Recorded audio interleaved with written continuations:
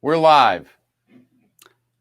Well, welcome everybody. This is episode 1. 20 years from now, maybe this will be famous. You never know. I'm Sam Silverstein. I'm Mike Domitrz. Welcome to the Mike and Sam Show. And we just want to share a little bit of your day today as we talk about accountability and respect in mutually amazing relationships. Because what we know to be true is simply this. That's what it takes to have a great life and to build a great organization.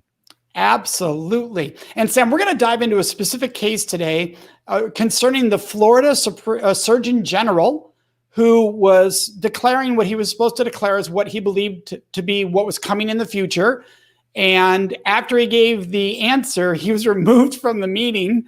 And we're going to dive into this because it's not about politics. This is about workplace where people can say, hey, we want to hear your opinion. But then when they do voice their opinion, they don't feel safe. It's not really welcomed. It's not really warranted. So you shared this with me. What triggered you with this, Sam? Well, the real question that came out of this article is simply this. What happens when someone in an organization disagrees? What happens when someone disagrees? What happens from the leadership standpoint, and what happens from the rest of the people's standpoint? And what this flows from is that article, yes, that I shared about the Surgeon General for the state of Florida was at a coronavirus meeting and just yesterday, and they were talking. He felt that social distancing needed to be continued until a cure for the virus had been found, a vaccine. And then someone came over and whispered something in his ear. And then someone in the news media asked him, well, when do you think that's going to happen? And he says, well, everything I'm hearing, it could be, 12 to 18 months. And at that point, the same person came back over, whispered in his ear. He stood up and was escorted out of the room.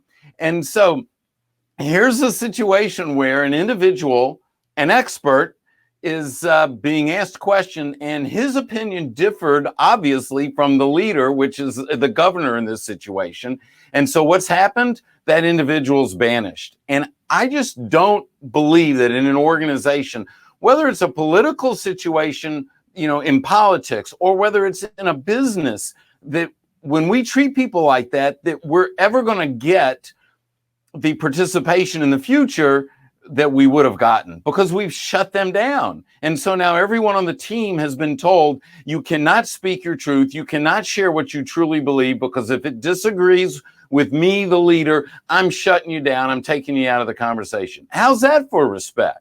Yeah, exactly. There's none whatsoever. And one of the biggest components of feeling respected is feeling seen and valued for your knowledge, for your gifts, for your talents. So it's one thing if you say, I'm going to let you be seen, but then I don't value you at the same time. Both are really, really essential to that. We also want to make sure if you're watching this right now live with us, if you comment, we can see your comments. If you want to ask a question, do so in the comments, because we would love to take your questions and your comments throughout the Sam and Mike show. It's really important, or Mike and Sam show. So it's all new. We're having fun with it today. Sam, this is such an important discussion, because how are ways that you think that we all can fall into this trap at times? Well, I think it's really easy to fall into the trap of, if we think it must be true. And just because we think something doesn't mean it's true, and doesn't mean that it's right. And so I think it starts from a sense of humbleness and transparency, that none of us are perfect, that we make mistakes, and none of us have all the answers. And the leader that thinks they have all the answers is usually dead wrong. And so the effective organizations are those organizations where the leadership has surrounded themselves with people who have important conversation to add to the discussion. And then we listen to them. And ultimately, a leader in any environment is going to have to make a decision. But you don't make that decision after shutting someone down. You make the decision after respecting everyone, allowing them to share their point of view, and then making a decision that's in the best value of everyone. Absolutely. And we have Denise Taylor saying, hey, I live this situation. And Denise is somebody who's been a school administrator, and Denise is director of curriculum. I know Denise. So yeah, how Denise handles, right, those moments where you let somebody be seen makes a huge difference, because the other side of this is making sure we're doing a good job of letting voices be heard, of letting contradiction be heard, of not just surrounding ourselves with yes people, which is what leads to a lot of these problems in the first place. Exactly. And so what we have is a situation here, in this situation in Florida, in my opinion, whether it would be in Florida or an XYZ corporation, if there are truly a set of values that are in place, any decision that has been made has already been made. It just has to be stepped out when the situation presents itself. And so the question is, at this moment, when we're sitting around the table and we're discussing, and it might be a heated discussion on what we should do, if we go back to our values and we look at our values and say, okay, this is what we say we believe. These are our values. Which choice best aligns with those values? If we make decisions that way, then chances are we're going to make a better decision. And in that process, we're also honoring everyone that has shared their opinion, because they see how their opinion of that situation either does connect to those values or doesn't connect to those values.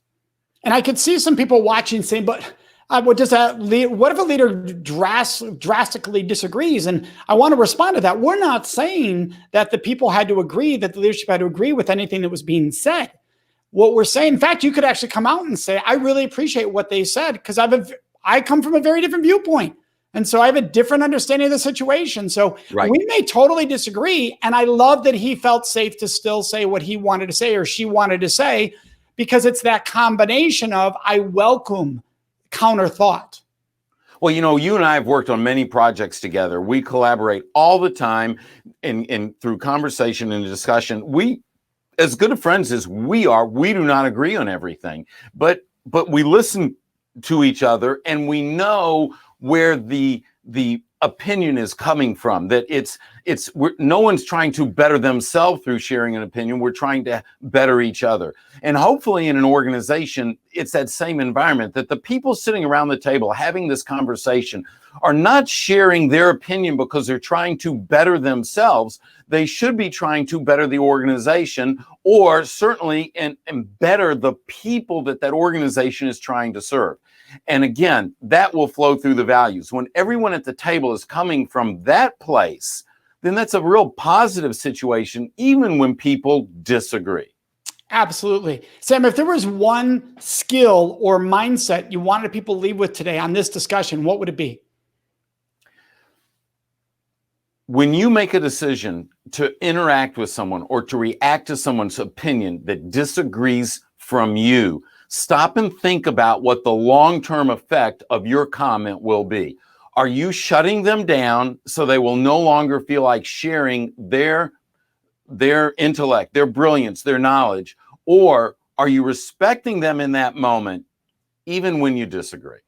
I love that. A mindset that I'll share with everybody is to ask yourself in that moment, what I'm about to choose, what I'm about to say in this moment, am I leading with respect?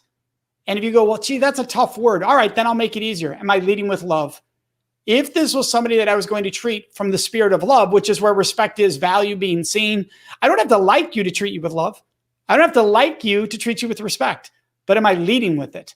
Mm-hmm. And so I think this has been great. Thank you so much, Sam. For everybody watching right now, you are watching the Mike and Sam show. It's a 5 to 10 minute episode. We're right at the end of today's show. We want you to know that our plan right now is 1 p.m. Central Time. You can join us and leave comments like Denise did earlier. We can put them on the screen and discuss them, which is really, really awesome. Sam can be found at samsilverstein.com. I can be found at centerforrespect.com. Thank you for joining this episode.